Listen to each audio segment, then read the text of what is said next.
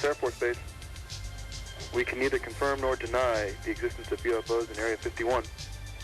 Imagine if you were a caveman and you stepped into a television studio in 1992.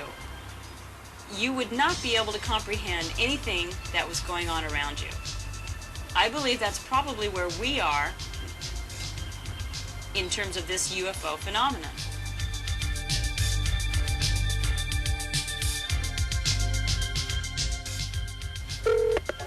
This is the Sky Report from the Griffith Observatory in Los Angeles for the week ending July 7th. Jupiter is a third of the way up the sky as the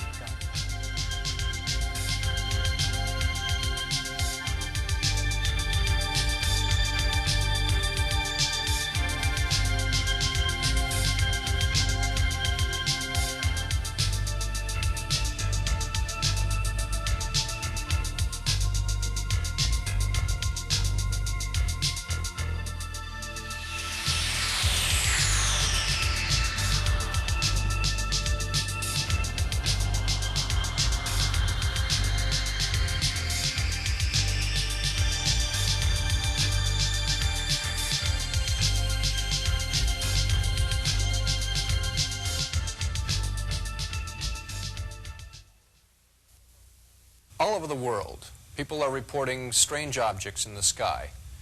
Flying objects that they can't identify. Objects known as UFOs. In recent years, thousands of UFO sightings have been reported throughout North America, South America, Western Europe, Russia, Australia, Japan, in fact, just about every region on Earth. According to experts, these thousands of reports probably represent only 10% of the actual sightings. What is a UFO? With careful analysis, many UFOs have a conventional explanation. Some turn out to be natural phenomena, comets, meteors, strange clouds, even the aurora borealis. Some UFOs are actually misidentified aircraft. This UFO, photographed over Catalina Island, remained unidentified until advanced computer analysis showed that it is probably a small airplane.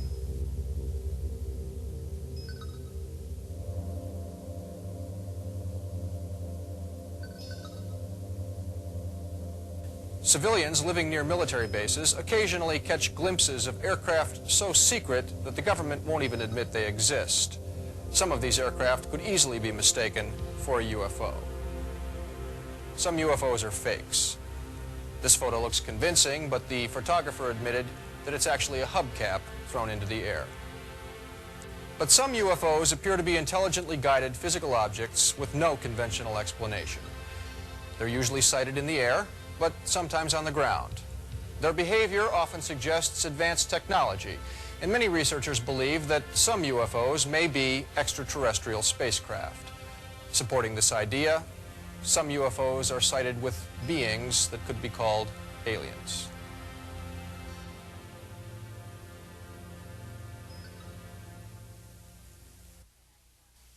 In the summer of 1991, I was living at the top of Topanga Canyon, which is outside of Los Angeles, California. One evening, I was out on the balcony with two friends, and we saw a strange, hovering red light in the sky. It appeared first by itself, and then there was a second light, which appeared alongside the first, followed by a third light appearing on the other side. When I got out of my car and walked underneath the object, I had a tingling sensation all over my body. My kneecap and my wrist started aching, and I could tell that there was a force that was causing some kind of a problem. At that point, I realized that this was probably not a water tank. I was living in the Angeles National Forest north of Los Angeles, and I stayed home from work one day, and about 10 a.m. I was sitting on my patio, and I saw three saucer-like objects go by in the air so fast, it was just like shoo, shoo, shoo. And it was something I've never seen, something going that fast. About 3 seconds later, there were three fighter jets chasing them. The amazing thing was that the fighter jets were going their full speed but seemed to be standing still compared to the speed of the saucer-like objects. I saw in the distance a UFO floating along probably a mile away from me over these fields of wheat emitting a very large beam of light, just incredibly bright, just illuminating like day the area it was going. It was so bright. And then there would be two, and they'd be like this, and they'd go like that, and they would be all over. And I stood up. I was sitting down. I stood up and looked at it, and the lights went off. But I could see its outline. And it started to come toward me. It kind of turned like this, and it came toward me. As we're driving down the road, I was asleep in the front seat, and all of a sudden I woke up, and there's this bright light behind us, and we both assumed it was a truck. It stayed right on our tail, and we couldn't, it wouldn't pass us or anything like that, so my wife just started speeding up, and when I looked over, the speedometer was pegged at 100 miles an hour, and this thing was right behind us, and I looked back, and there was no headlights. It was just one big mass of light, and our headlights were just about out. We couldn't hardly see anything. They were so dim in comparison. The next thing that we know, we are on the side of the road at a dead stop, and it's pitch black. It was a moonless night, and there was absolutely nothing around anywhere. And we went from 100 miles an hour to a dead stop with no reference of time in between. There was no braking or anything. It was just it was an instantaneous transition. It just seemed like we weren't supposed to talk about it. And since it was something that was so bizarre, we didn't feel that anybody would believe us anyways. Visual sighting is the most common kind of UFO encounter. Sightings almost always occur by surprise, so most witnesses are unprepared to take photos. Nonetheless, some remarkable photos have been taken over the years, as well as film and video footage. Some photos have been subjected to laboratory testing for fraud, and while some frauds have been detected this way, other photos appear to be absolutely genuine. UFOs show up on radar. In Belgium in 1990, 4 military radars confirmed a UFO sighting. 2 F-16 jets pursued the object, also tracking it on radar, but they couldn't keep up. One jet's radar showed the UFO descending from an altitude of 10,000 feet to 500 feet in just 5 seconds, accelerating fast enough to kill a human pilot. Belgian military officials admitted they could not explain these events. UFOs also leave physical evidence. Researchers have compiled over 4,000 so-called trace cases from around the world. Physical traces can include rings of scorched vegetation, indentations in the ground, even fragments of strange metal. UFOs also seem to have dramatic temporary effects on physical objects. For example, some witnesses report that their cars or home appliances stop functioning during a UFO encounter, but start working again when the UFO disappears. Some researchers surmise that something about UFO propulsion may affect electrical systems.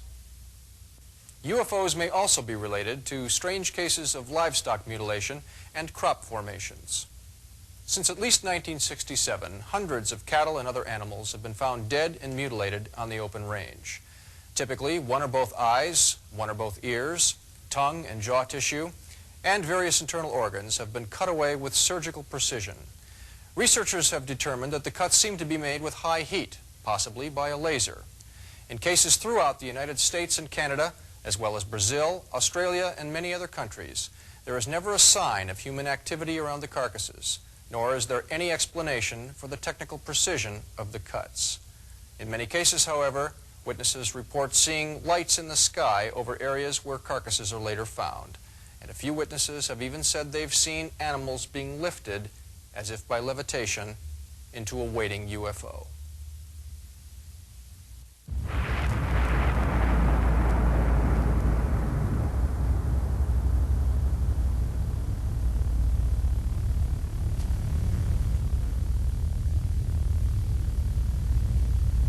Contrasting with the gruesome animal mutilations, beautiful pictograms have been mysteriously appearing in the crop fields of many nations, especially southern England. In the early 1980s, simple circles were the norm, but each year they've become more elaborate and more numerous. One by one, conventional explanations have failed. In October of 1991, two gentlemen came forward saying they had hoaxed the whole thing, a story that made front-page news. But their claim quickly fell apart. The sheer number of formations would be impossible for two people to accomplish, and besides, these two gentlemen could not produce even one formation that matched the subtle details of the real thing. Meanwhile, 1991's pictograms were more elaborate than ever, none more astounding than the Barbary Castle formation, which appeared the morning after a night of lights in the sky. Colin Andrews, a leading expert on crop formations, explains. The story begins really with regard to this tremendously large and impressive marking on one summer's night when a number of people travelling along a road south of the town of Swindon saw a flash of light in the sky. It was an orange flash of light.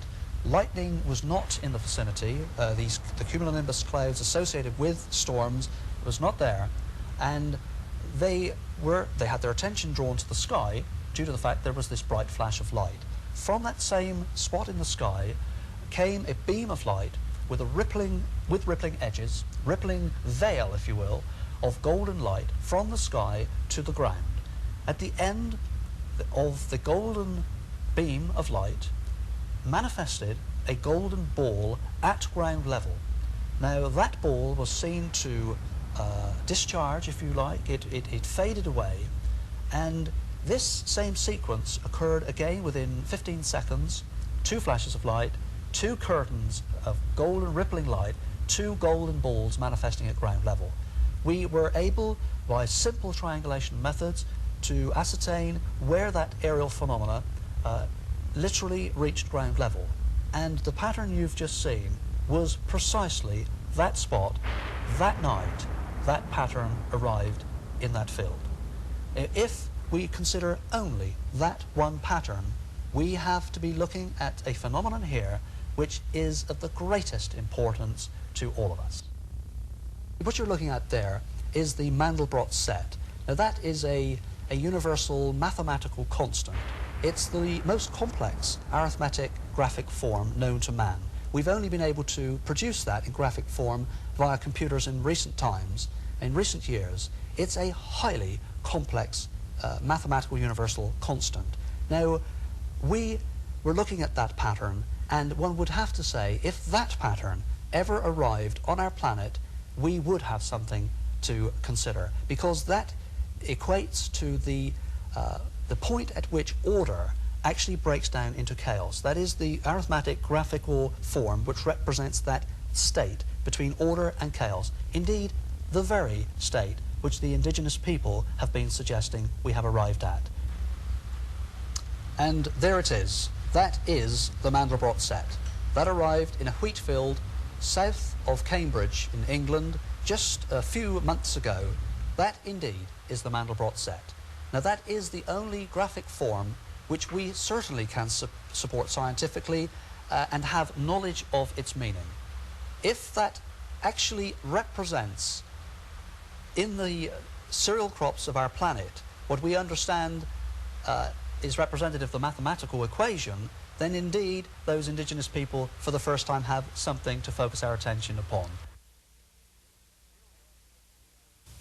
Nearly all UFO researchers believe that a small group of military and government leaders have successfully hidden the reality of UFOs from the general public. Some researchers feel that the so-called UFO cover-up may be the biggest, best-kept secret of all time. Some of the most relevant information that's been declassified by our own government comes out of the Freedom of Information Act documents from the Central Intelligence Agency, the FBI, the Air Force, and DARPA, Defense Advanced Research Projects Agency. These agencies, in disclosing their supposedly classified data, have made it very clear that our government's been profoundly interested in following the, I guess, activities of UFOs over the years, incursions of Strategic Air Command bases, Falcon Bridge, Malmstrom, Loring, all over the country, 1975, over Tehran in 1974, over Cuba in 1967, over Alaska, over Hawaii, all over the country. And even landings at Kirtland Air Force Base at New Mexico. And these aren't coincidences. And the fact the government acknowledges these, along with such things as landing as the Bentwater Air Base in England, United Kingdom, suggests very clearly that the government knows what's going on, and they're just withholding their data because they don't want to scare the public. If the cover-up is real, it may well have begun in 1947 at Roswell Army Air Force Base in New Mexico. On July 8, 1947, Roswell's public information officer, Lieutenant Walter Haut, issued a press release in which he said the military had recovered wreckage of a flying saucer that had crashed on a nearby ranch. The story caused an immediate sensation, but one day later it was retracted. The military now said that the wreckage was a weather balloon. Oddly, that wreckage was secretly flown to Wright Field in Dayton, Ohio, and was never seen again. And there the story might have ended. But in the late 1970s, several witnesses to the so-called Roswell incident decided to talk. One of them, Major Jesse Marcel, had been Roswell's intelligence officer and the first military man on the crash site. He had been familiar with all kinds of aircraft, rockets, balloons, even the top-secret devices of his day. He had handled a great deal of the Roswell wreckage, and in his words, it was nothing from this earth. Marcel, in fact, believed that he had handled pieces of an extraterrestrial spacecraft. From 1947 on, UFO sightings were so prevalent that the CIA became concerned. In January of 1953, they convened the so-called Robertson Panel to assess the national security implications of UFOs. The panel quickly reached two conclusions. On one hand, there was no evidence of a direct threat to national security from UFOs. On the other hand, there was a threat of public mass hysteria if UFO reports continued unchecked. Therefore, the CIA recommended an immediate policy of debunking with the goal of reducing public interest in UFOs. Captain Edward J. Rappelt, then chief of the Aerial Phenomena Branch of the Air Technical Intelligence Center, explained the new policy this way. "We're ordered to hide sightings when possible," he said. "But if a strong report does get out, we have to publish a fast explanation, make up something to kill the report in a hurry, and also ridicule the witness, especially if we can't figure an answer. We even have to discredit our own pilots." The question remains, how much was really known about UFOs and who knew it? Recent disclosures indicate that an elite group inside the government may have known a great deal. In 1984, an undeveloped roll of 35mm film was anonymously sent to UFO researchers Bill Moore and Jamie Chandra in California. When developed, the film showed 8 pages of an alleged top-secret document. The title page read, "Briefing Document, Operation Majestic 12, prepared for President-elect Dwight D. Eisenhower." The document described MJ-12 as a super-secret committee that dealt with alien-related information. It said that the Roswell incident was a genuine UFO crash recovery, complete with alien bodies. It described other recoveries as well, and said that the fact of alien intelligence on the Earth was a matter of extreme importance, requiring absolute secrecy. The document was made public in 1987 and set off a storm of controversy. Skeptics immediately branded it a hoax, but other researchers studied it in detail, looking for signs of fraud. To their surprise, no obvious fraud could be found. Even tiny details of history and style checked out. Nonetheless, the verdict on MJ-12 remains ambiguous. The document may indeed be a hoax, but a hoax this good could only come from an inside source. Who would want to release such a document, and why? So far, nobody knows for sure. Many researchers believe that secret government knowledge of UFOs goes far beyond the recovery of crashed saucers. In recent years, alleged eyewitnesses have reported direct face-to-face meetings between military personnel and live aliens. Other witnesses claim that the government is in possession of alien technology. In just a few moments, you will hear the direct testimony of 2 such witnesses.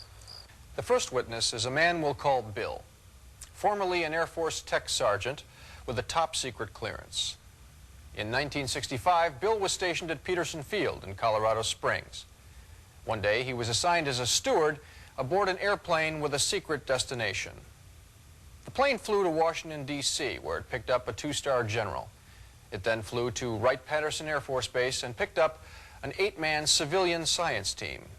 Finally, it flew to Alamogordo, New Mexico, arriving in the evening. The next morning, Bill and the others got on a bus and drove until they reached a box canyon. Here's how Bill describes what happened next. We went on in. All of a sudden, it opened up, and here's Quonset huts, hangars, and a flight line.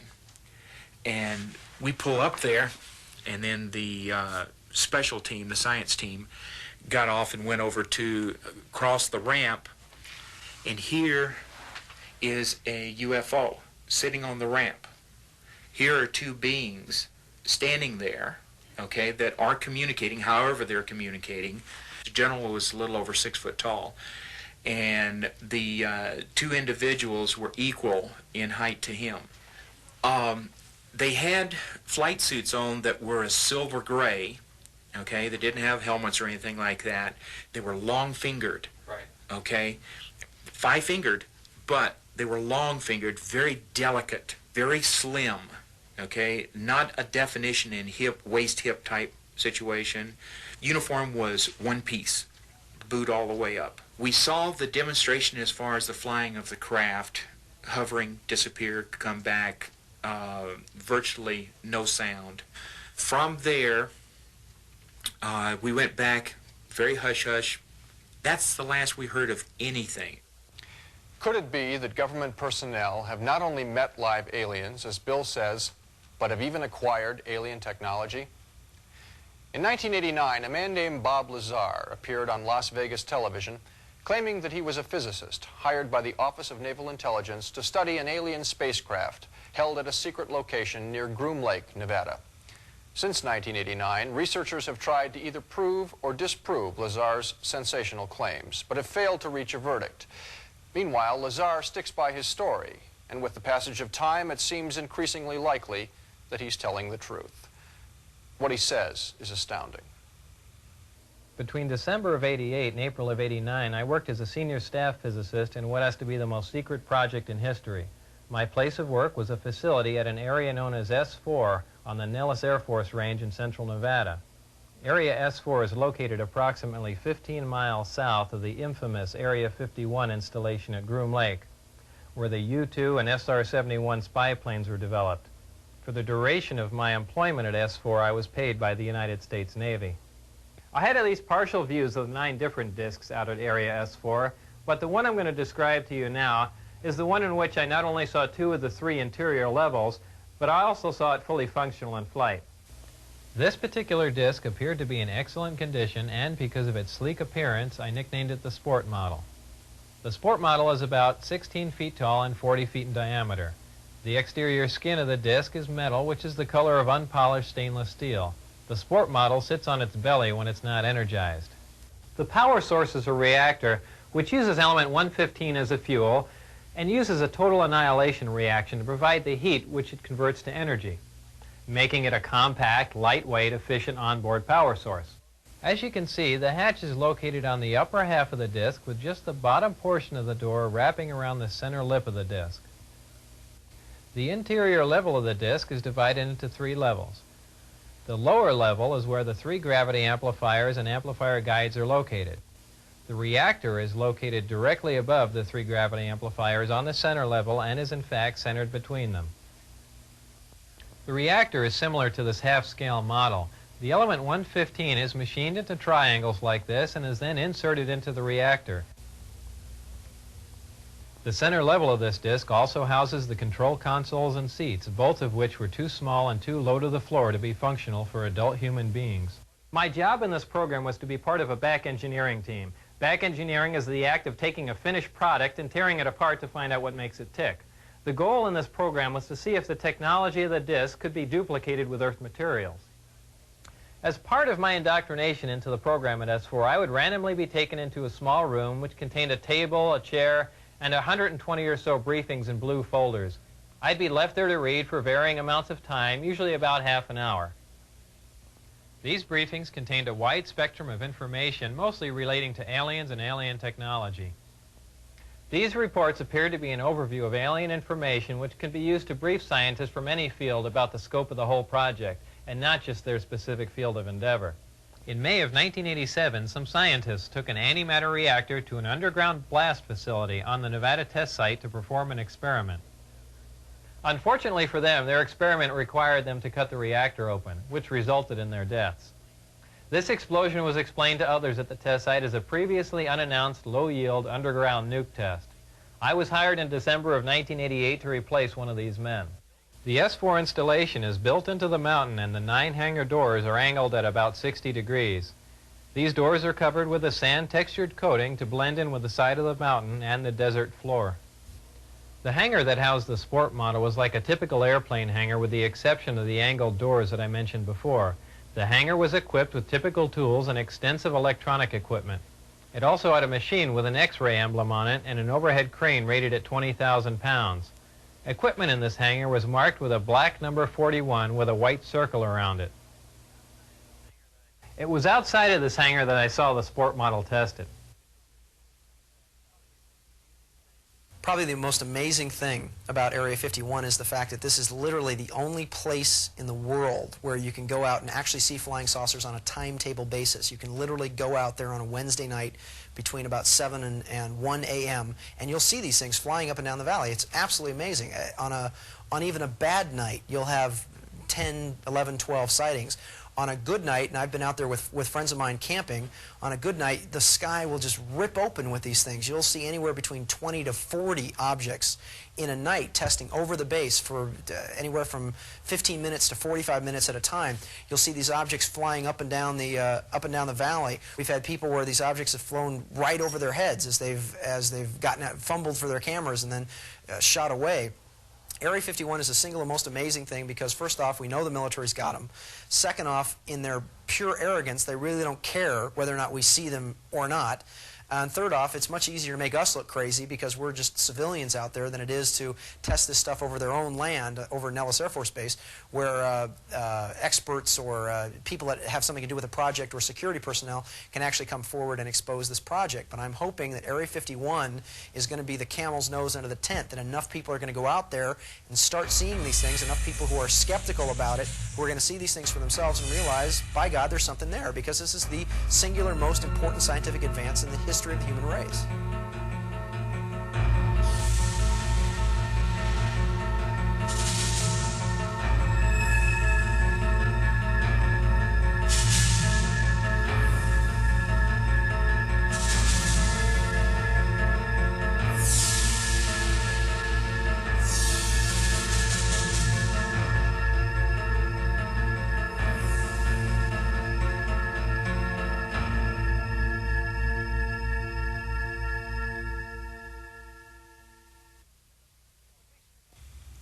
If at least some people in government know that UFOs are real, why don't they just tell us?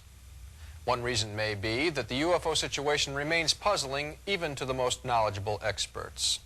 Indeed, if some UFOs are alien spacecraft, as many researchers believe, it may be that no one really knows who these aliens are or what they want.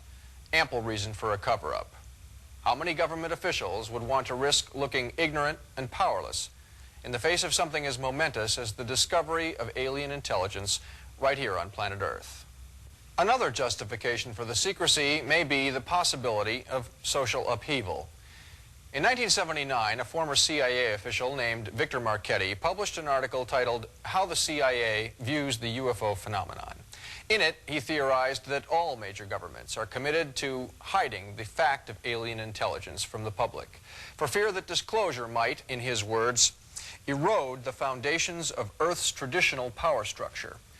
He went on to say that political and legal systems, religions, economic and social institutions could all soon become meaningless in the minds of the public. Civilization as we know it could collapse into anarchy. Such extreme conclusions are not necessarily valid, he said, but they probably accurately reflect the fears of the ruling classes of the major nations. The Robertson panel report, discussed earlier in this program, demonstrates that our government has long considered UFOs to be a national security issue. Is public hysteria their only concern, or is there more? Millions of citizens believe they have had a close encounter with an alien. Some say the experience was wonderful. Others feel traumatized. In these accounts, aliens of many kinds are described, but a high percentage of unpleasant encounters, also called abductions, seem to involve a particular kind of alien known as a gray. Does this mean that some aliens are dangerous? Assuming that the abduction experience actually involves alien encounter, the alien's intent is by no means clear. Does anyone in our government have the answer? So far, we don't know. For most citizens, the challenge posed by UFOs and aliens is a personal one. Depending on what we already believe, adjusting to the arrival of alien intelligence could seem easy or almost impossible. Fear of the unknown is one of humankind's most basic traits. Any one of us might feel fear on first meeting an alien, especially if it looked very strange to our eyes. But fear, though understandable, is not necessarily warranted. If we prepare ourselves ahead of time with knowledge and self-confidence, we may be able to ignore our fears long enough to find out what's really going on. Indeed, the results might be astounding. Whether we like it or not, UFOs are telling us that the human race is probably not alone. Instead, we probably belong to a galactic community of intelligence, a cosmic neighborhood. If so, we may be approaching a completely new understanding of life in the universe. Such changes occur only rarely in human history. They can seem disruptive and alarming at first, but in the end, they signal a tremendous opportunity for human growth. If this is the final outcome of the UFO mystery, then UFOs might one day be regarded as one of the best things that ever happened to us. I'm Michael Lindemann.